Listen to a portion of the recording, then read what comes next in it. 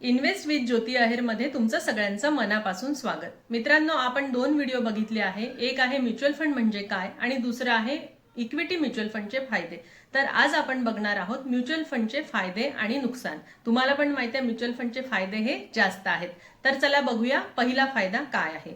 तर पहिला फायदा आहे प्रोफेशनल मॅनेजमेंटची सुविधा असते. म्युच्युअल फंडमध्ये जेव्हा आपण इन्व्हेस्टमेंट करतो तेव्हा प्रोफेशनल लोक आपला म्युच्युअल फंड हँडल करतात आणि तिथे खूप एज्युकेटेड म्हणजे खूप एक्सपिरियन्स असणारे व्यक्ती तिथे असतात आणि आपल्या सगळ्यांची इन्व्हेस्टमेंट आपण एका वेळी किंवा एका ठिकाणी करत असतो, म्हणून आपला एक्सपेन्स रेशिओ हा म्हणजे जो खर्च आहे तो वाटला जातो आणि तो खूप कमी 1 किंवा 1.5 किंवा 2% जास्तीत जास्त असतो, म्हणून आपल्याला ही सुविधा मिळते. जर आपण स्वतःहून जर शेअर्स घ्यायला गेलो तर त्याचं ब्रोकरेज जाणार, घेताना वेगळं ब्रोकरेज, विकताना वेगळं ब्रोकरेज आणि अनेक टॅक्स असतात, हे पण जाणार. म्हणजेच काय, तर म्युच्युअल फंडमध्ये जेव्हा आपण इन्व्हेस्टमेंट करतो तेव्हा आपलं हे फायद्याचं ठरतं, कारण एक्सपेन्स रेशिओ हा कमी असतो. दुसरं आहे की खूप कमी पैशामध्ये तुम्ही इन्व्हेस्टमेंट करू शकता. समजा शेअर घ्यायचा असेल तर आपल्याला समजा 1000 रुपयाची इन्व्हेस्टमेंट करायची आहे, तर दर महिन्याला 1000 रुपये बाजूला काढणे, तो स्वतःहून तो शेअर घेणे आणि त्यातून महाग शेअर जर चांगला असेल तर तो आपल्याला घेता येणार नाही. पण म्युच्युअल फंडमध्ये असं असतं, तुम्हाला SIP करायची आहे तर तुम्ही 500, 200, 400, 600 पासून करू शकता. काही म्युच्युअल फंडमध्ये 100 रुपयापासून पण तुम्ही SIP करू शकता. काहींमध्ये 500 पासून सुरुवात आहे, काहींमध्ये 1000 पासून सुरुवात आहे. तर तुम्ही कमी पैसा असताना पण इन्व्हेस्टमेंटचा म्युच्युअल फंडचा फायदा घेऊ शकता.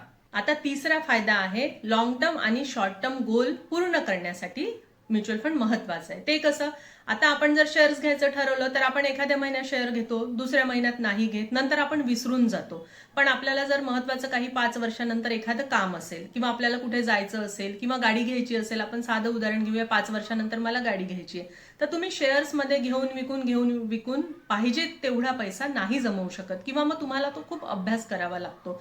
पण जर आपण म्युच्युअल फंडमध्ये SIP केली तर आपल्याला लॉंग टर्म गोल असू दे, शॉर्ट टर्म गोल असू दे, तो पूर्ण करायला म्युच्युअल फंड आपली मदत करतं, कारण दर महिन्याला ठरवलेल्या तारखेला ती इन्व्हेस्टमेंट आपली होते. म्हणजेच काय, तर आपल्याला शॉर्ट टर्म आणि लॉंग टर्म गोल पूर्ण करण्यासाठी म्युच्युअल फंड हे महत्वाचं आहे.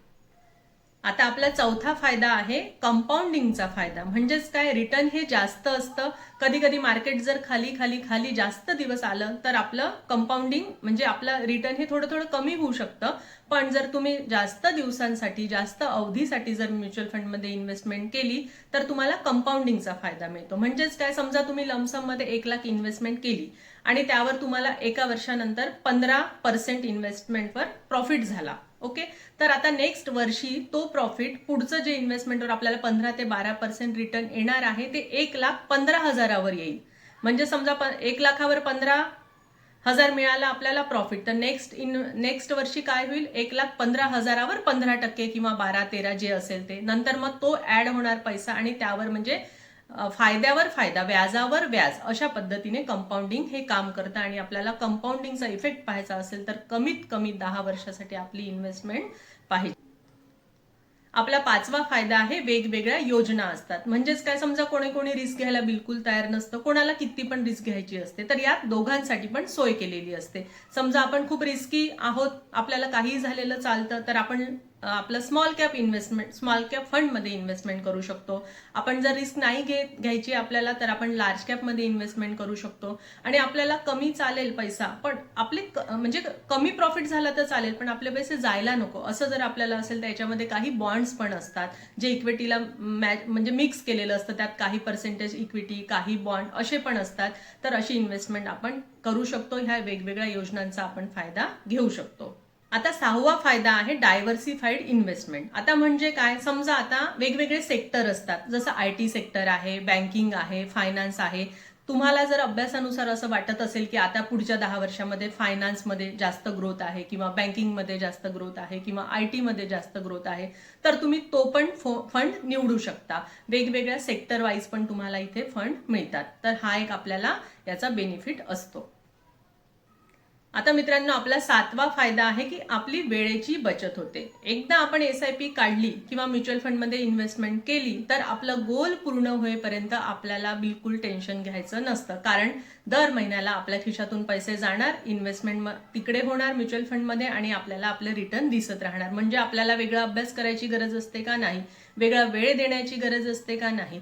आणि अजून एक फायदा म्हणजे जशी इन्व्हेस्टमेंट करणं सोपं आहे तसंच पैसा काढणं पण खूप सोपं आहे. म्हणजेच काय, इन्व्हेस्टमेंट आता बरेचसे ऍप तुम्हालाही माहिती असतील, त्यानुसार तुम्ही इन्व्हेस्टमेंट करू शकता किंवा आमच्यासारखे जे डिस्ट्रीब्युटर आहे त्यांना कॉन्टॅक्ट करून तुम्ही इन्व्हेस्टमेंट करू शकता. आणि पैसे काढले आपण, समजा आपल्याला काढायचे आहे पैसे, आपण जेव्हा सांगतो किंवा ऍपमध्ये आपण करतो की 2 दिवसानंतर आपल्या खात्यामध्ये, आपल्या बँक खात्यामध्ये आपल्याला ते पैसे आलेले दिसतात. तर हा एक सगळ्यात मोठा फायदा आहे.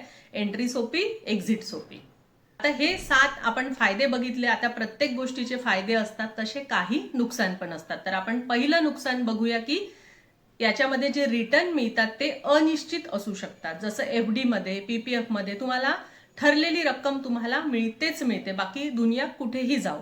पण याच्यामध्ये म्युच्युअल फंडमध्ये हे शेअर्सला घेऊन असल्यामुळे याच्यामध्ये अनिश्चित असतं. कधी मार्केट खूप वर गेलं तर तुम्हाला खूप जास्त, म्हणजे 15% आपण धरून चालतो, तुम्हाला 30-40% पण रिटर्न मिळू शकतो. पण जर तुम्ही इन्व्हेस्टमेंट केल्यानंतर मार्केट हळूहळू 2-3 वर्ष खाली राहिलं तर तुमचं रिटर्न हे कमी होऊ शकतं. म्हणजे चढ उतार ह्या रिटर्नमध्ये असतात. दुसरं म्हणजे काय, इथे टॅक्स द्यावे लागतात. जर तुम्ही 1 वर्षाच्या आत इन्व्हेस्टमेंट तुमची विकली तर तुम्हाला शॉर्ट टर्म कॅपिटल गेन 15% द्यावा लागणार. आणि 1 वर्षानंतर तुम्ही तुमची इन्व्हेस्टमेंट विकली तर 10% तुम्हाला कॅपिटल गेन द्यावा लागणार. तर हे एक याचं नुकसान आहे. तर मला तरी वाटतं हे 2 नुकसान आहे, पण ते काही आपल्या फायद्यांच्या पुढे खूप मोठे नाही. जरी आपल्याला टॅक्स द्यावे लागतं, जरी रिटर्न हे कमी जास्त असतं, पण याचा फायदा आहे की लॉंग टर्म मध्ये तुम्ही खूप कमवून जाता. तर मित्रांनो, आज आपण बघितले म्युच्युअल फंडचे फायदे आणि नुकसान. तर तुम्हाला माझा व्हिडिओ कसा वाटला नक्की कमेंट बॉक्समध्ये कळवा आणि चॅनलला लाईक आणि सबस्क्राईब नक्की करा.